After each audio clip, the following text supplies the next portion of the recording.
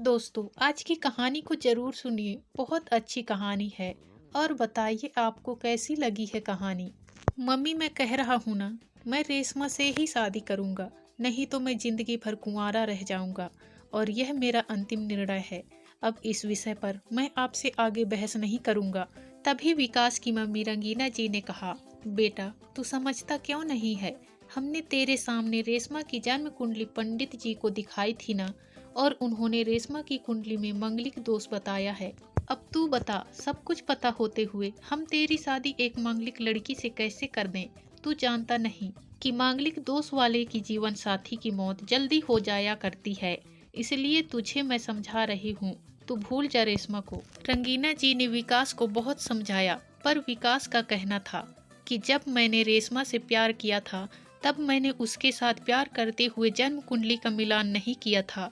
ना ही मैं इन मिलानों को मानता हूँ। इसलिए अब बस मैं शादी करूँगा तो सिर्फ रेशमा से, और यह मेरा आखिरी फैसला है। आखिर रंगीना जी को अपने बेटे की जिद के आगे झुकना पड़ा, और पंडित जी के द्वारा बताए गए अनुसार रेशमा के मांगलिक दोष को दूर करने के लिए विकास के साथ शादी करने से पहले रेशमा की शादी एक पेड़ के साथ करवाई गई। और उसके बाद रेशमा ने विकास से शादी करी। रेशमा दुल्हन बनकर विकास के घर आई, पर रंगीना जी को रेशमा का मांगलिक होना अभी भी खटक रहा था, और रंगीना जी उसे दिल से नहीं अपना पा रही थी।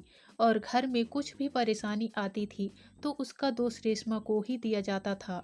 लेकिन रेशमा पढ़ी लिखी संस्कारी लड़की थी, और वह अपनी सासू माँ से मिले इन बेवजह अपराधों को अपने दिल से नहीं लगाती थी।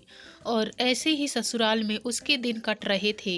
एक दिन विकास ऑफिस से जल्दी घर आ जाता है। तब रंगीना जी ने उससे पूछा, बेटा आज जल्दी कैसे आ गया। तब उसने बताया, माँ आज सुबह से ही सिर दर्द और बहुत कमजोरी आ रही है, इसलिए ऑफिस में काम करने की हिम्मत नहीं हुई मेरी। तब रंगीना जी ने कहा, चल बेटा जल्दी कर, हमें डॉक्टर के पास चलना चाहिए। तब विकास और रंगीना जी डॉक्टर को दिखाने गए। डॉक्टर को दिखाने के बाद मालूम पड़ा कि विकास को पीलिया हो गया है। और दोनों जैसे ही घर लौटे, रंगीना जी ने घर को सिर पर उठा लिया और कहने लगी, जब से यह लड़की हमारे घर में आई है, तब से हमारे घर में परेशानी और बीमारियां भी साथ में लेकर आई है। इसके कदम ही अशुभ हैं। अब देखो, इसका मांगलिक दोष हमारे बेटे पर भी असर करने लग गया है। कल को अगर मेरी बेटे को कुछ हो गया तो कौन जिम्मेदार होगा। तभी रेशमा ने कहा, मम्मी जी प्लीज, और कितना नीचा दिखाएगी मुझे। आज तक मैं चुप रही क्योंकि पापा ने यही सिखाया था कि बड़ों के आगे ससुराल में जवाब मत देना, पर आज तो आपने हद ही कर दी।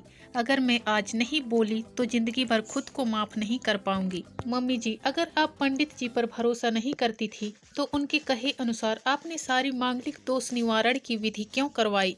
क्यों पहले आपने मेरी पेड़ से शादी करवाई। दोष मेरा मांगलिक होना नहीं है, बल्कि दोष तो मेरा आपकी बहू होना है। क्योंकि घर में जाने अनजाने में कुछ भी परेशानी आती है, उसको आप मुझसे जोड़ देती हैं। और जब कोई सास अपनी बहू से सिर्फ नफरत कर रही होती है, तब यह बहू दोष बेटे बहू को नहीं, पूरे परिवार को परेशानी में डाल देता है। और इस बहू दोष से मुक्ति भी सिर्फ सास ही दिला सकती है। बहू को अपनी बहू माने, उसे दिल से अपनाएं, उसे भी सम्मान दें, और यह महसूस कराएं कि वह भी इस परिवार का सदस्य है। नहीं तो बहू दोस्त मांगलिक दोस्त से भी ज्यादा पीड़ादायक हो जाता है। रेशमा की कही हुई बातें रंगीना जी के दिल को झकझोर रही थी, और उन्हें मन ही मन पछतावा भी हो रहा था। उस समय उन्होंने रेशमा को कुछ भी नहीं कहा। थोड़े दिन बाद विकास बिल्कुल ठीक हो गया और ऑफिस जाने लगा। और एक महीने बाद विकास की सैलरी भी बढ़ गई। तब उसने घर आकर इसका श्रेय रेशमा को दिया। तो रंगीना जी बोली, हाँ सही है बेटा, तू तो सारा श्रेय बहू को ही देगा। तेरी माँ का आशीर्वाद भी तो तेरी प्रगति के पीछे रहता है तेरे साथ। तू तो मुझे श्रेय देना भूल ही गया। तब विकास ने कहा, माँ इस बार रेशमा का मांगलिक दोष मुझ पर और ना ही मेरी तरक्की पर नहीं लगा। और माँ, जब हम बुरी परेशानियों का श्रेय रेशमा को देते हैं तो अच्छे कामों का श्रेय भी तो रेशमा को ही देना चाहिए। तो इसीलिए आज का सारा श्रेय रेशमा को जाता है। विकास ने हंसते हुए कहा। तब रेशमा बोली, तुम भी मुझे ऐसा समझते हो। तब विकास ने कहा, नहीं रेशमा बिल्कुल नहीं, बल्कि मैं तो माँ को यह समझाना चाह रहा हूँ कि सुख दुख हमारे जीवन का हिस्सा है, और कभी जीवन में खुशियाँ आती है तो कभी गम भी आते हैं।